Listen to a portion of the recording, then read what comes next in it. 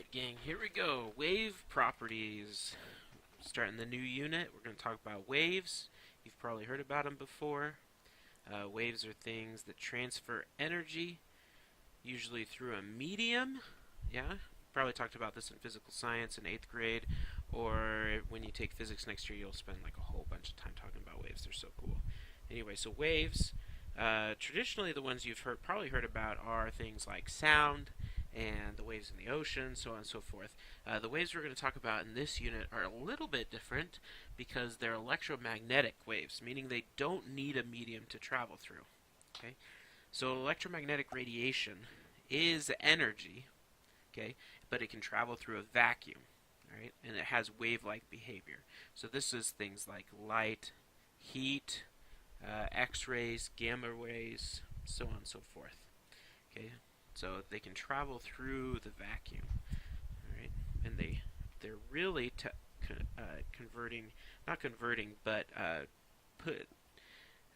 transporting energy from one place to the other.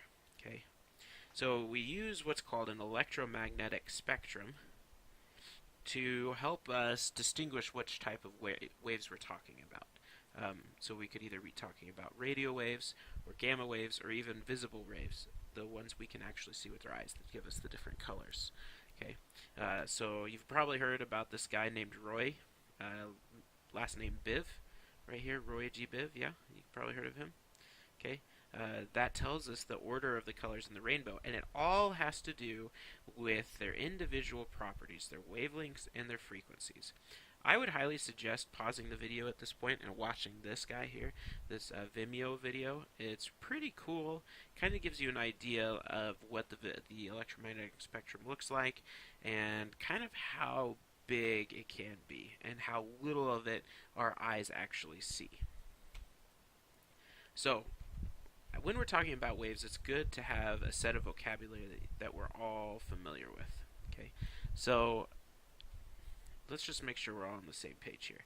So this is our wave, and it looks something like this. Okay, excuse my drawing abilities, but anyway, so there's a couple pieces you need to know. Okay, the tops or the peaks, we refer to those as crests. Okay, so there's one here, okay, and if our wave kept going over here or over here, then there would be more and more crests. Okay, anytime it reaches a peak, it's a crest. Anytime our wave reaches a bottom and bottoms out, we call it the trough. Okay, so this is the trough. Okay, all right. So first up, we have the amplitude. Okay, and it's just a big capital letter A, and it's the distance between the crest and the midpoint of our wave. Okay, so this is the amplitude. Okay, so it's literally the height of our wave. Now don't get confused. It is not the trough to the crest. It is halfway between the trough and the crest. All right, and it's measured in, it's a length, obviously, or height, so it's meters. Okay, the last one is the next one is a wavelength, and we use this symbol called lambda. Okay, lambda. You Star Wars buffs out there might recognize this as the lambda shuttles. You know. So, like, these are those Empire shuttles that, like, when they're landed on the ground, they look kind of like this, and their wings stick up like this, right? But then when they take off, their wings fold down like this, and that's where they got their name. They make kind of that symbol. Anyway, so if you see me draw something like that, that is a lambda. Okay. So anyway, lambda represents the distance between two crests. Okay. So the distance from here to here. Okay, this is the wavelength, right? And it is also measured in meters because it's a distance, right? This is a frequency. It uses the Greek letter nu. Okay, looks like a V in some fonts. Other fonts it actually looks like a plain old U. Okay, so make sure keep your eye out for either of those. If you have a question about whether or not it's talking about frequency, let me know. Okay, when you see me write it, I usually write it kind of like that, kind of like a cursive V that's kind of not attached to anything. That just helps me distinguish that I'm talking about frequency. Okay, now frequency is a measurement of the number of waves that pass through a single point every second or per second. Okay, So number of waves per second. Right? So the units for this are the hertz, capital H, lowercase z, or per second. Okay. Remember, if we take an exponent, we raise it to a negative value. That's the same thing as putting it in the denominator. So just a quick refresher for math. If you have 5 to the negative third, then this is the same thing as 1 over 5 cubed. Okay. Anyway, so hertz. So like back in the day when we used to talk about Pentium processors, we used to brag about how fast our computer was in hertz. It's not such a big deal anymore, but because there's other limiting factors in computers. But back in the day, it was a big deal. Anyway, so we're talking about hertz, how many things happen per second. And specifically with waves, we're talking about how many waves happen per second. All right. So the relationship between frequency and waves is very important. Okay, there's two different relationships you need to know about. Down here is a representation of the electromagnetic spectrum, or EMS. Right? On the left-hand side, we have low frequencies. Okay. I mean, they're still pretty fast because, I mean, that's like, what, 10,000 waves per second? Okay. But as we go to the left, our radio waves are pretty slow, the microwaves get a little bit faster, and then as we go farther and farther to the right, our gamma waves get really, really, really fast. Okay. So these have very high frequencies. All right. Now, remember, the wavelength is the distance between two peaks. Like if the wave's standing still and you're able to bring out a ruler, you can actually measure the difference, or the distance between the two. Okay. So as your frequency increases, so on the right hand side, okay, because this is a high frequency, as this frequency goes up, our wavelength is going to decrease. Okay. So high frequency yields a low wavelength. Remember our lambda. Okay. And then when we have a low frequency, this is going to mean that we have a relatively high wavelength, or lambda. Right? So this is called an inverse or indirect relationship. Right? These are probably words that your math teacher has hounded you about a bunch, but it's good to understand kind of how they work because they are very popular choices for questions on the ACT. The next relationship is frequency and energy. Okay, so once again we've got our EMS down here, our electromagnetic spectrum. Remember, on the left-hand side we had a low frequency, and on the right-hand side here we have a very high frequency. Right.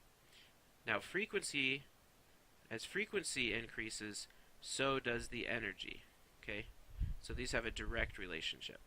So when our frequency goes up, when we have a high frequency, this means we are transferring a lot of energy. As our frequency goes down, we have less energy. Okay, this is how I remember this. Okay, so radio waves have a low frequency. They're very slow. That allows them to travel a very long ways. That's why we use radio waves to try to communicate with aliens in space. Okay, so I don't really care that radio waves are passing through me all the time. You know, I've got all these radio stations that use radio waves. I got walkie-talkies that use radio waves, and they're all passing through me all the time. It doesn't ever affect me. Now, the gamma rays, on the other hand, if they'd pass through me, I'd probably get really big and green and angry and have to, like, the undeniable urge to wear purple pants. Okay, so that it would be very harmful for me to get hit by a bunch of gamma rays. Right? That was a joke. That's the Hulk, you know. Anyway, so here we've got another version of the electromagnetic spectrum. Okay, up here it's kind of handy. You can kind of see which is going to penetrate the Earth. You know, radio waves, we can send those through the atmosphere really easily. Visible light obviously gets through the atmosphere really easily. Otherwise we couldn't see anything. That'd be pretty rough, and we probably would not have evolved the methodology for seeing things if the atmosphere blocked visible light, visible radiation, really. Okay, but ultraviolet, X-ray, and gamma rays are blocked by the ozone layer, thank goodness. Some ultraviolet rays do make it through. This is what causes sun burns. It's by getting hit by this ultraviolet rays that have managed to sneak through. Okay. Then we can kind of see right here, kind of a general wavelength, an idea of how long each different wavelength is. Notice how gamma rays over here are really quite small. You know, each wavelength is about the size of an atomic nuclei. And then as our wavelength gets bigger, obviously we have bigger things that are representing the size. So by the time we get to radio waves can be the size of buildings, you know, on the order of thousands of meters long. Okay, and then right underneath it we can see that we have the frequencies. Okay, so we have frequencies. Low frequencies correlate with high wavelengths, and then as we go to the right on this, we have higher frequencies are correlating to really small wavelengths. Okay. And then this kind of a cool representation of the temperature that different things emit. So as you heat something up, we know as we heat something up that it's going to start glowing, right? You burn wood, it's getting heated up, it starts to light, and you can see light coming off of it. When you turn on an old school light bulb and the little filament in there got hot, it emitted light. Okay, so you can actually determine what kind of radiation it's going to what kind of radiation it's going to put off based on what temperature it is. Okay, so room temperature, we haven't really talked about Kelvin scale very much yet, but we will. So Kelvin scale, like room temperature is around 300 Kelvin. Okay, so that's like, it's probably closer to like this part-ish. Maybe around here. It's kind of hard to tell. Maybe if I color the whole thing, I'll be right. Anyway, so it's around there, and that's why, like, when the lights are shut off, you really can't see anything. Because look, most of the radiation that it's putting off is in the infrared. We don't see the infrared, so we can't see anything. Okay, but as we heat it up, and our light bulbs get hot, which we know they do, they start to put off, you know, higher and higher radiation, and this is why when you start to heat things up, they start to glow red first, because they're close to the infrared side of the visible spectrum. Okay, and the sun gets really stupid hot, you know, somewhere around here, and so that's why it puts out all of our different rays that can give us cancer and all sorts of bad things. Here's one last electromagnetic spectrum that I want you to take a look at. So you have increasing energy as it goes this way. Remember, increasing energy correlates with increasing frequency, right? So our frequency we'll go ahead and put right here. Okay, so increasing energy and increasing frequency go that way. Our wavelength increases as it goes to the right. Okay, so notice how it's backwards from energy and frequency. Now, the cool part about this little graphic, okay, the first thing you need to recognize is that it's backwards from the ones we've seen previously. Okay, so before our frequency increased from left to right, this one's the other way around, right to left. Okay, so don't let that confuse you. Anyway, so right here, this is visible light. Yeah, that's out of this entire giant electromagnetic spectrum. This is all we can see with our eyes. This is all our bodies have evolved to see. It's just that little bitty bit. Okay. Now, I want you to know that to one side of our visible light we have ultraviolet, and to the other side we have infrared. Okay. And this correlates with the colors of the rainbow. On the infrared side we have red over here, and on the ultraviolet side we have violet. That's what they stand for. Ultraviolet means like super purple. Okay, so it's on the violet side of purple, or of our visible spectrum. And then infrared means it's below red. Okay, so it's got a longer wavelength.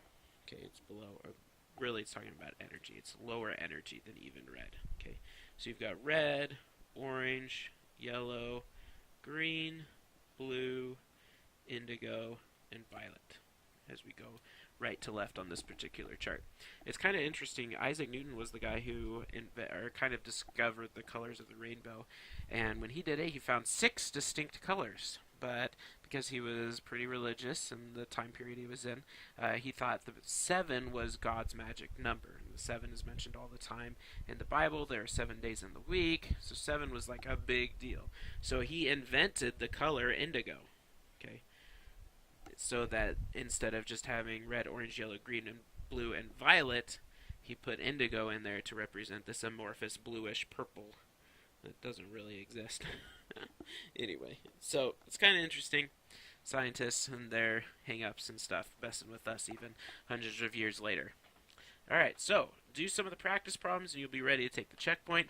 Let me know if you have any questions.